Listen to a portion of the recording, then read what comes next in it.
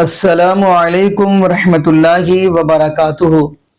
بسم اللہ الرحمن الرحیم۔ جی ناظرین، آج ہم جس حوالہ سے گفتگو کرنے جا رہے ہیں وہ یہ ہے، پہلے نمبر پہ وہ مفتی ہے حنیف قریشی۔ تو ناظرین اس کا یہ کہنا ہے کہ کعبہ کا جو امام ہے کعبۃ اللہ کا، اور نبی پاک صلی اللہ علیہ وسلم کی مسجد نبوی کا، ان کے پیچھے نماز ہی نہیں ہوتی۔ ناظرین کبھی یہ زندگی میں سنا نہیں تھا کہ ایسی باتیں بھی سننی پڑیں گی۔ جو اللہ کے گھر کا مہمان ہو، یعنی اللہ کے گھر کا امام ہو، اور نبی پاک صلی اللہ علیہ وسلم کی مسجد کا امام ہو، تو یہ کہہ دیا جائے جی ان کے پیچھے نماز ہی نہیں ہوتی۔ تو ناظرین اللہ پاک نے ان کو چنے اپنے گھر کے لیے، تو وہ امامت کروا رہے ہیں۔ خیر ناظرین ہم وہ آپ کو بیان سناتے ہیں مفتی حنیف قریشی کا، پھر انشاءاللہ ناظرین اسی والا سے ہم بھی گفتگو کریں گے۔ تو آئیے ناظرین مل کے ویڈیو حرم دیکھتے ہیں۔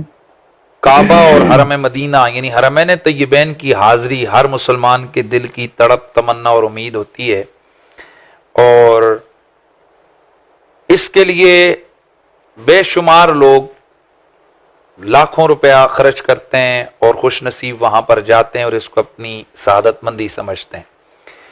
حرمین طیبین کی حاضری کے دوران جو چیز میں نے محسوس کی ہے، ایک بہت بڑی خرابی، ایک بہت بڑا، جس کو آپ یوں سمجھ لیں جی کہ ایک بہت بڑا معاملہ کہ جس کی طرف عام طور پر توجہ نہیں دی جاتی، اور جو افسوس، صد افسوس یہ کہ اس گناہ اور اس خرابی کے اندر وہاں کے باقاعدہ طور پر وہ لال رومال والی مخلوق یعنی وہ متوعین اور وہاں کی سعودیہ کے حرمین شریفین کی جو انتظامی لوگ ہیں وہ بھی اس کے اندر برابر کے شریک میں نے محسوس کیے ہیں۔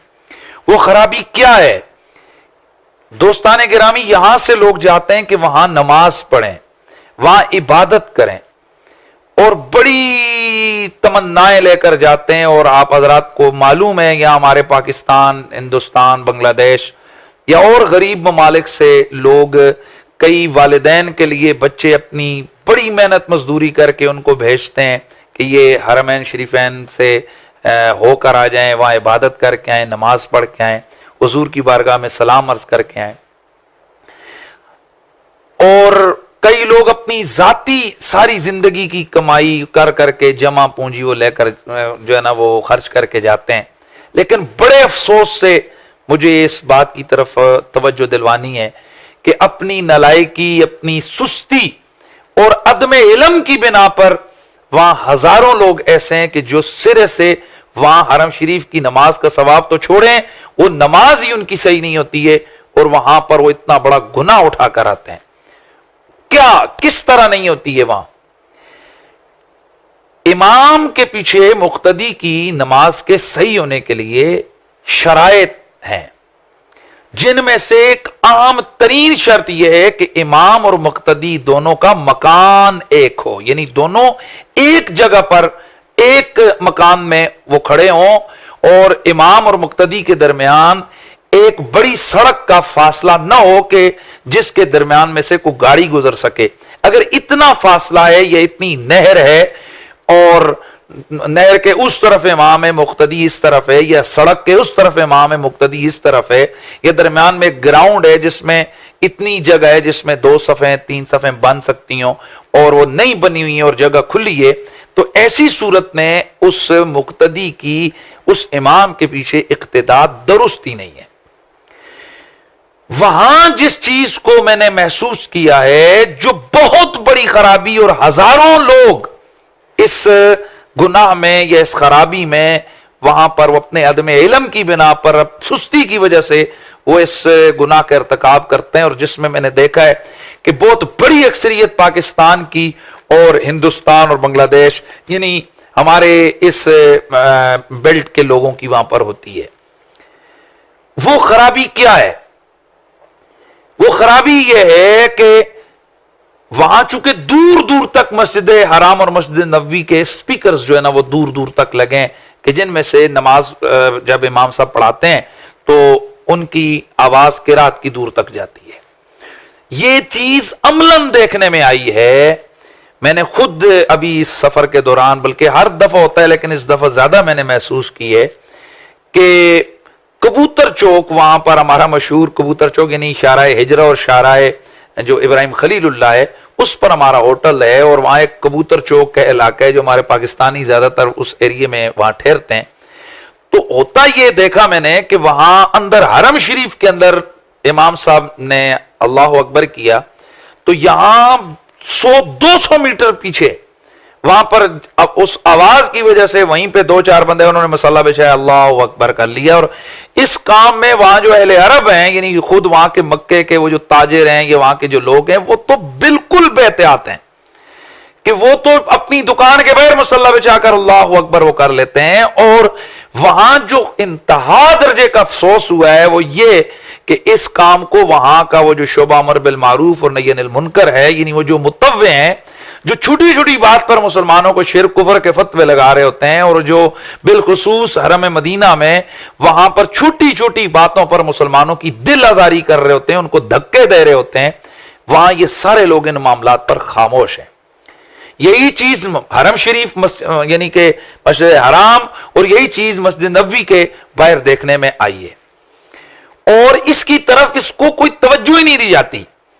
اور جو چیز وہاں کے آفیشلز کی طرف سے جو خرابی ہے وہ بھی یہ ہے کہ درمیان میں ایک بہت بڑی جگہ، بہت کھلی جگہ وہ درمیان میں وہ اس کو خالی کر لیتے ہیں اور پیچھے سے وہ لوگوں کو کھڑا کر دیتے ہیں نماز کی، اور آپ اس چیز کو جب ان کی لائیو نماز ہو رہی ہوتی ہے تمام مسلمان اس کو جب اوپر کا کیمرہ وہ لگاتے ہیں تو آپ دیکھ سکتے ہیں کہ درمیان میں کتنی بڑے بڑے گیپس ہیں، اور جن کو صفیں دائیں بائیں بھی ان کا آپس میں اتصال نہیں ہے، اور وہ پیچھے صفیں اور ان کے پیچھے پھر دوسرے لوگ کھڑے ہیں، اور اس طریقے سے وہاں نماز ہو رہی ہے۔ اور یقیناً اس طرح سے ان مقتدیوں کی نماز جو امام سے جن کا یہ قطع جو ہے نا وہ مکان ہو چکا ہے، ان کی نماز تو ہوتی نہیں ہے، اور اس کی طرف نہ وہاں پہ آفیشلز کی توجہ ہے اور نہ وہاں جانے والے نمازی توجہ کرتے ہیں۔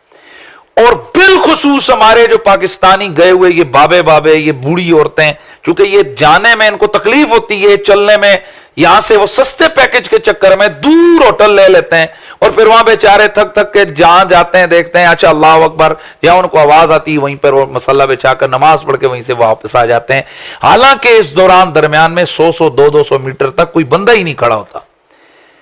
اور یہی بات مسجد نبوی شریف کے اندر سے آدھی سے زیادہ مسجد خالی ہوتی ہے، اور لوگ باہر اس کی جو ہے نا وہ صفیں بنا لیتے ہیں، اس کے پیچھے باہر، اور صفیں جناب وہ باہر صف دور تک چلی جاتی ہیں، یوں لگتا ہے کہ اندر جناب والا مسجد بھری ہوئی ہے، حالانکہ میں نے اپنی آنکھوں سے دیکھا ہے کہ مسجد کیا پورے آدھی سے زیادہ مسجد خالی ہے اور باہر دور تک صفیں بنی ہوئی ہیں۔ تو میرے بھائیوں، بزرگوں، دوستوں اور میری بہنوں، یاد رکھیں کہ آپ وہاں جاتے ہیں کتنی سفر کر کے، بچوں سے دور جاتے ہیں، رشتہ داروں سے دور جاتے ہیں، کتنا خرچہ کرتے ہیں، اور وہاں جا کر آپ کی اس بے احتیاطی کی وجہ سے بھئی 10 قدم اگر چل کے آپ آگے آ جائیں تو پھر کون سا مسئلہ ہے۔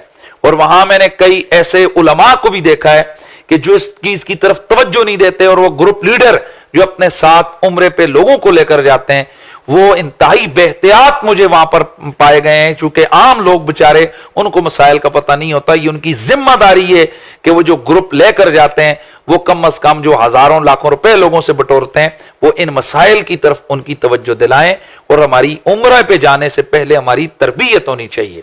تو یہ امید ہے کہ میرے سننے والے اس گناہ سے بچنے کی کوشش کریں گے، الٹا آپ کی نماز ہی وہاں پر نہ ہو تو پھر آپ کیا وہاں پر جا کر کمائی کریں گے۔ تو لہٰذا آپ احتیاط فرمائیں، جہاں دیکھیں درمیان میں سے، بلکہ کوشش کریں کہ آپ اندر مسجد کے اندر جا کے نماز پڑھنے کی کوشش کریں، 10 منٹ ہوٹل سے پہلے بندہ نکل آئے۔ تو یہ اگر آپ لیٹ ہو رہے ہیں اور پیچھے صفیں بند رہی ہیں تو اس میں یہ اپنا یقین پیدا کر لیں کہ واقعی میری جو صفیں آگے امام صاحب کے پیچھے جو آنے والی صفوں کے ساتھ ان کا اتصال ہے، اور اگر انقطاع ہے تو آپ کی نماز درست نہیں ہوگی۔ یہ اس کی طرف جی ناظرین، آپ نے یہ ویڈیو ملاحظہ فرمائی تو ناظرین کتنی حیرانگی والی بات یہ ہے کہ اب یہ باتیں بھی سننی پڑ رہی ہیں۔ آیا کہ صرف ان کو اپنے بزرگوں کو بچانا ہے؟ یعنی کہ معاذ اللہ استغفر اللہ، ان کے کہنے کا مطلب ہے کہ جو کعبۃ اللہ کا امام ہے وہ بھی جو یہ کام کرتے ہیں، بزرگوں کو پوجنا، قبروں کو پوجنا، یہ کام شروع کر دے، پھر وہ ٹھیک ہے؟ استغفر اللہ، معاذ اللہ۔ ناظرین، اب میں آپ کو ایک حدیث سنانا چاہتا ہوں. نبی پاک صلی اللہ علیہ وسلم نے جب مکہ فتح کیا، قرآن کہہ رہا ہے اِنَّا فَتَحْنَا لَكَ فَتْحًا مُبِينًا لِيَغْفِرَ لَكَ اللَّهُ مَا تَقَدَّمَ مِنْ ذَنْبِكَ وَمَا تَأَخَّرَ وَيُتِمَّ نِعْمَتَهُ عَلَيْكَ وَيَهْدِيَكَ صِرَاطًا مُسْتَقِيمًا. خیر ناظرین، جب نبی پاک صلی اللہ علیہ وسلم نے مکہ فتح کر لیا تو پھر اس کے بعد حنین آئے، یعنی غزوہ حنین کیا. اس کے بعد فتح کرنے کے بعد پھر دوبارہ مکہ میں آئے نا، تو کیا دیکھا؟ مشرکوں کے 4 بچے 3 یا 4 کھیل رہے ہیں. یہ حدیث ہے، غالباً صحیح بخاری کے اندر یہ حدیث ہے. تو دیکھا کیا ہے، اب ان 4 جو بچے ہیں نا، انہوں نے دیکھا نبی پاک صلی اللہ علیہ وسلم آ رہے ہیں اور ساتھ ابو بکر صدیق رضی اللہ تعالیٰ عنہ اور پیارے عمر فاروق رضی اللہ تعالیٰ عنہ اور نبی پاک صلی اللہ علیہ وسلم کے صحابہ ہیں. اور اب وہ کیا کہنے لگے، جو مشرکوں کے بچے، ایک بچہ کہنے لگا وہ جو نبی پاک صلی اللہ علیہ وسلم آ رہے ہیں نا، ان کے پیچھے ان کا مؤذن حضرت بلال بھی آ رہا ہے. یہ حدیث سننا مقصود ہے. تو ناظرین، جب انہوں نے دیکھا حضرت بلال رضی اللہ تعالیٰ عنہ کو دیکھا تو وہ کیا کہتے ہیں؟ کہتے ہیں وہ جو حضرت بلال ہے نا، وہ اپنے کانوں کے اندر انگلی لے لیتے ہیں اور کہتے ہیں اللہ اکبر، یعنی وہ اذان کی نقل اتار رہے ہیں. نبی پاک صلی اللہ علیہ وسلم نے دیکھ لیا تو فرمایا اے میرے صحابہ، ان 4 بچوں کو اٹھا لاؤ. اب 4 سامنے ہیں، 4 یہ بچے سامنے بیٹھے ہیں. نبی پاک صلی اللہ علیہ وسلم فرمانے لگے کہ جو ادھر نقل اتار رہے تھے نا میرے بلال کی، یہاں پہ بھی اتارے. تو خیر سارے بچے اتار رہے ہیں. اس سب سے چھوٹا بچہ کون ہے؟ ابو محذورہ. یہ بھی نبی پاک صلی اللہ علیہ وسلم کا مؤذن ہے. 4 مؤذن ہیں نبی پاک صلی اللہ علیہ وسلم کے. تو ابو محذورہ ابھی انہوں نے اسلام قبول نہیں کیا تھا. تو جب یہ اذان پڑھنے لگے تو آواز بڑی کمال، یعنی بڑی پیاری. تو نبی پاک صلی اللہ علیہ وسلم فرمانے لگے اللہ آواز اتنی پیاری دی ہے، اس کو ایمان بھی دے دے، اس کو ایمان کی دولت بھی عطا کر دے. نبی پاک صلی اللہ علیہ وسلم نے دعا کی ہو اور اللہ قبول نہ کرے، یہ کیسے ہو سکتا ہے؟ خیر اب وہ اذان پڑھ کر فارغ ہوا ہے تو وہ کیا کہتا ہے؟ کہتا ہے اللہ کے نبی جی بڑا سکون ہوا ہے، دل کو بڑی راحت پہنچی ہے، تو میرا دل کرتا ہے میں اسلام قبول کر لوں. اب وہ نبی پاک صلی اللہ علیہ وسلم کا کلمہ پڑھتے ہیں. کلمہ پڑھنے کے بعد نبی پاک صلی اللہ علیہ وسلم نے اس کو انعام بھی دیا. اب وہ بچہ کا کہنے لگا اللہ کے نبی جی بات یہ ہے کہ میرا بھی دل کرتا ہے میں بھی اذان پڑھا کروں جیسے حضرت بلال رضی اللہ تعالیٰ اذان پڑھتے ہیں. تو نبی پاک صلی اللہ علیہ وسلم نے کیا دعا دی؟ اب ان کو یہ پتہ ہونا چاہیے، جو یہ کہتے ہیں کعبۃ اللہ کا امام کے پیچھے ہماری نماز نہیں ہوتی، تو وہاں پہ تو مؤذن بھی پھر اہل حدیث ہے، مؤذن بھی رفع دین کرتا ہے. تو نبی پاک صلی اللہ علیہ وسلم نے کیا فرمایا؟ فرمایا ابو محذورہ تو بھی اذان پڑھے گا، قیامت تک آنے والی تیری نسل بھی اذان پڑھتی رہے گی. یہ تو نبی پاک صلی اللہ علیہ وسلم کی بات ہے. تو نہیں جیسے قرآن کے اندر شک نہیں ہے، ایسے نبی پاک صلی اللہ علیہ وسلم کی زبان کے اوپر بھی ہمیں شک نہیں ہے. تو نبی یہاں پہ دعا کریں اللہ پاک ہمیں نبی پاک صلی اللہ علیہ وسلم کی شریعت کے مطابق زندگی گزارنے کی توفیق دے. اور یہ بھی دعا کریں اللہ پاک ہمیں 5 وقت کا پکا اور سچا نمازی بنا دے. اور جتنے بھی بے اولاد جوڑے ہیں اللہ پاک سب کو نیک نورینہ، صحت تندرستی والی، ایمان والی، لمبی زندگی والی اولاد عطا فرما دے. جزاکم اللہ خیرہ، احسن الجزاء. السلام علیکم ورحمۃ اللہ وبرکاتہ.